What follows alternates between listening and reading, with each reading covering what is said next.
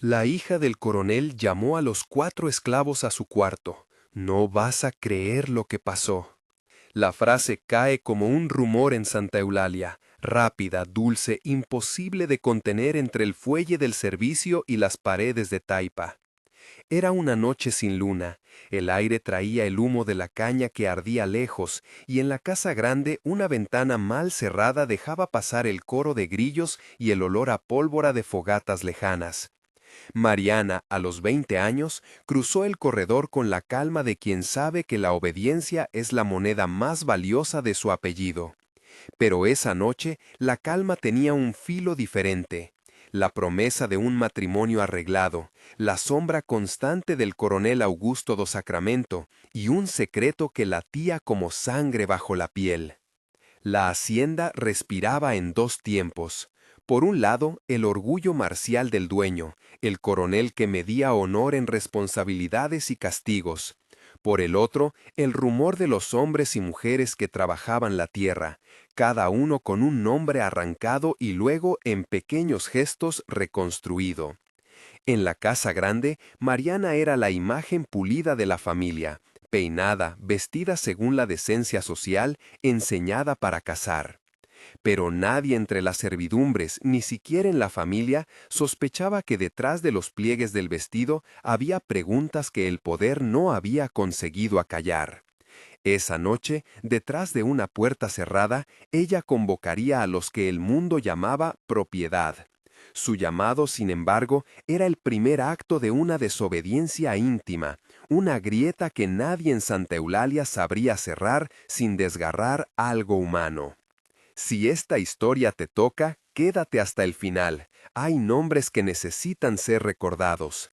Y si quieres seguir escuchando relatos que la historia intentó enterrar, suscríbete ahora y acompáñanos en este viaje de memoria. Joaquín das Chagas llegó primero. Carpintero de manos enormes y capaces, había nacido en la costa africana antes de que las cadenas borraran el mapa de su infancia.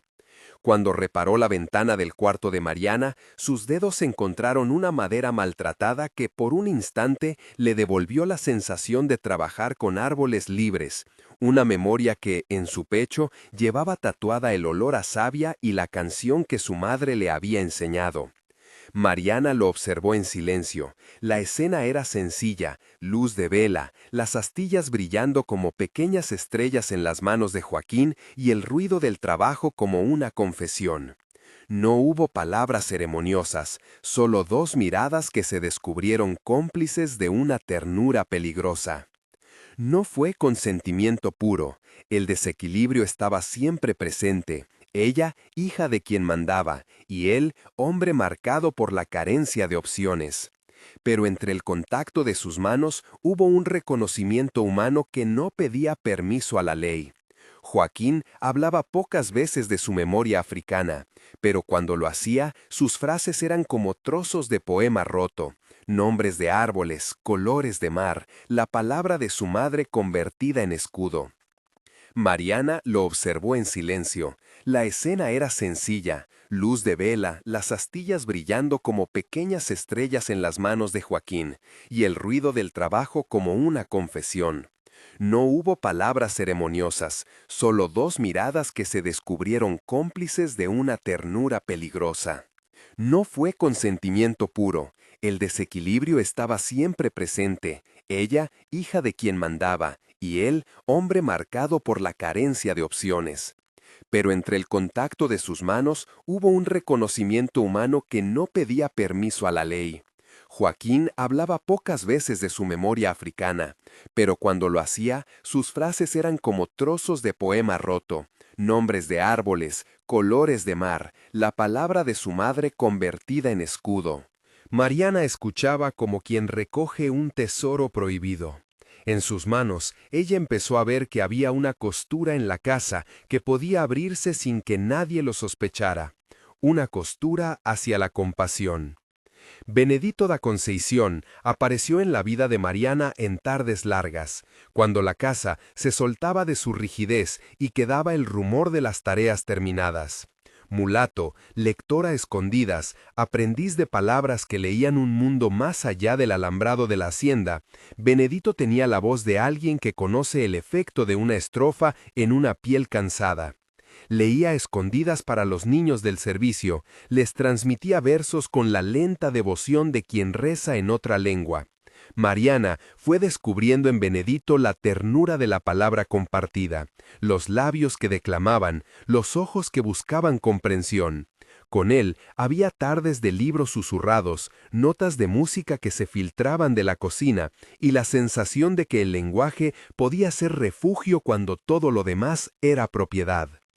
Entre Joaquín y Benedito, Mariana aprendió a nombrar su propio deseo no como un pecado de la carne, sino como un anhelo de ser vista fuera de la historia que su familia imponía.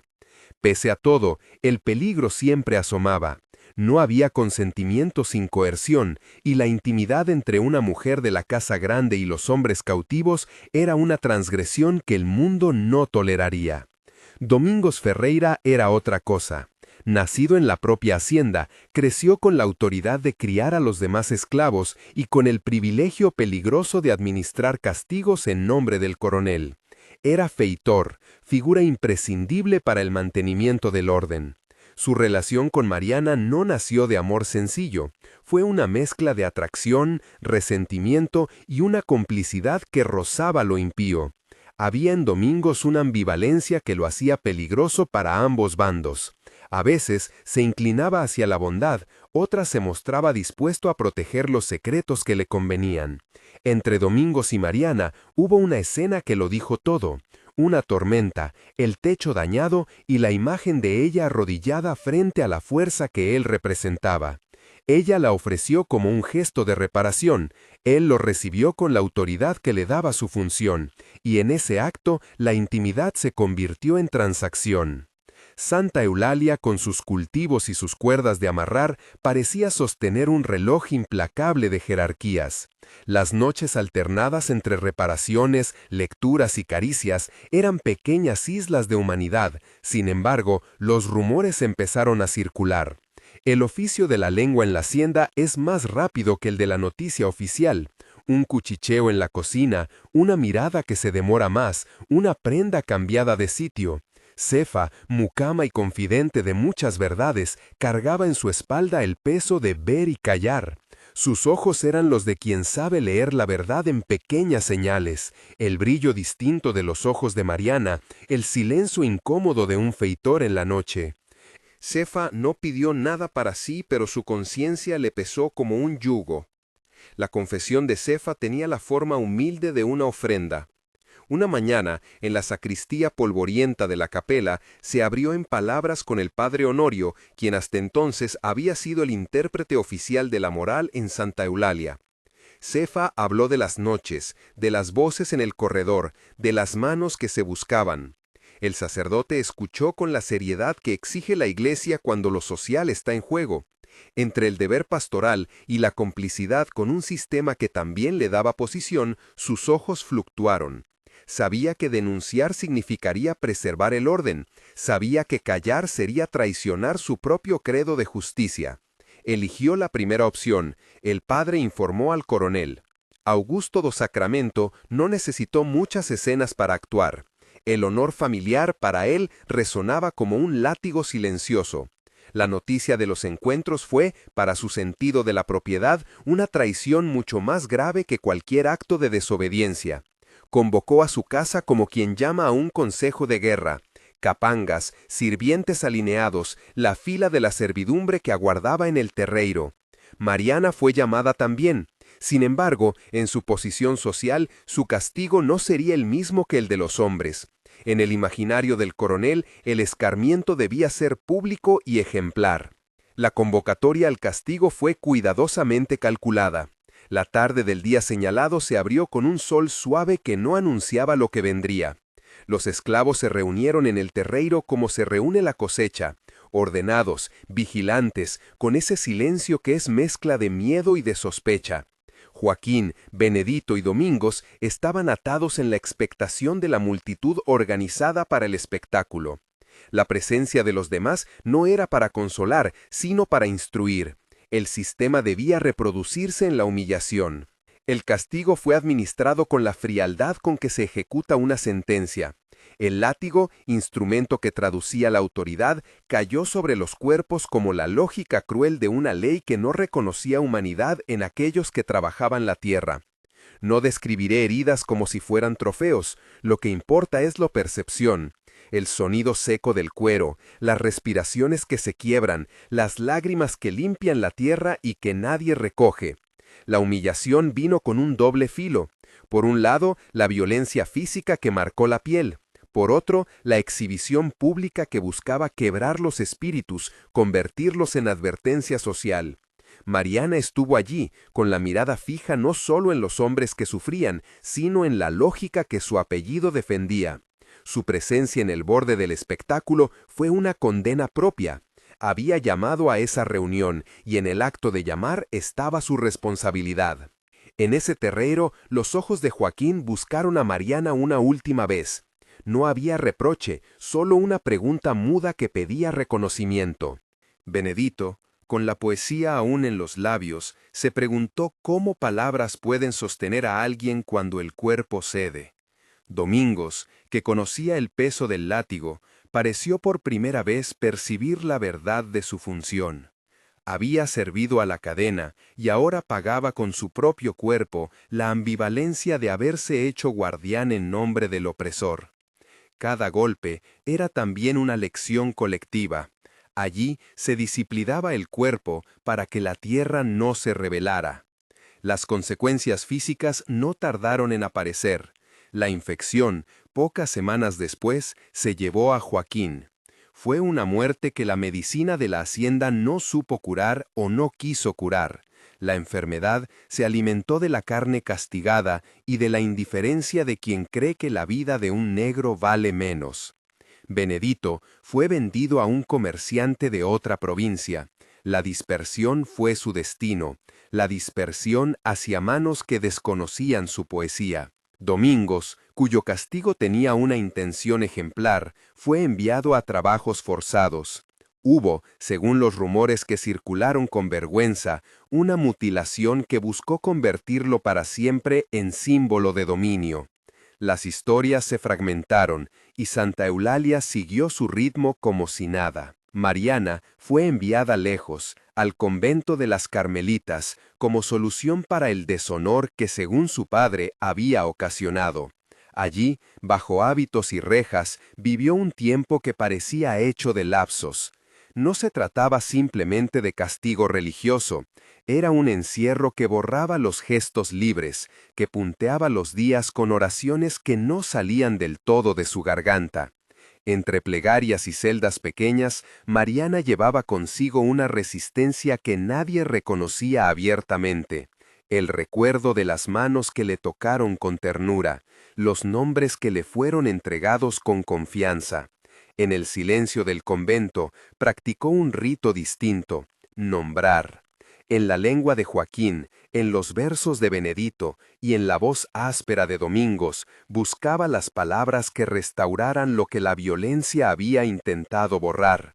Los últimos años de Mariana fueron de reclusión y de memoria.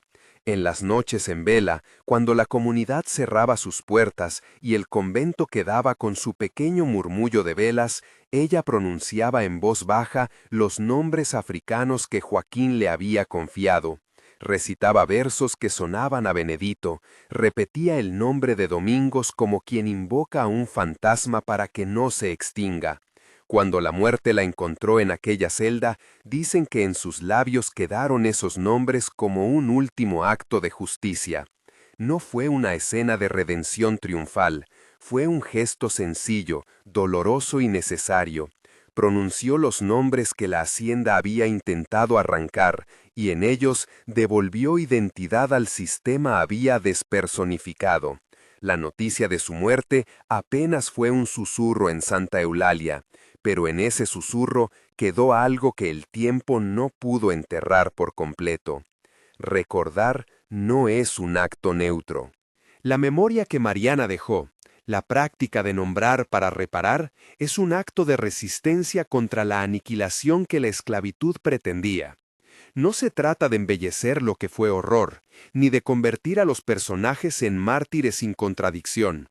Joaquín no fue solo una víctima, ni solo un amante. Fue un carpintero, portador de una cultura arrancada y depositada en la tierra que trabajó. Benedito no fue únicamente un poeta, fue la voz que demostró que la palabra puede ser refugio. Domingos no se reduce a un verdugo ni a un héroe, fue un hombre cuya función lo convirtió en cómplice y castigado al mismo tiempo. Reconocer estas dimensiones humanas es quizás la única forma de honrar la verdad. Al final, Santa Eulalia siguió con sus cosechas, con sus siestas, con su jerarquía que volvía a arreglarse como si fuera una maquinaria que se reengranaba.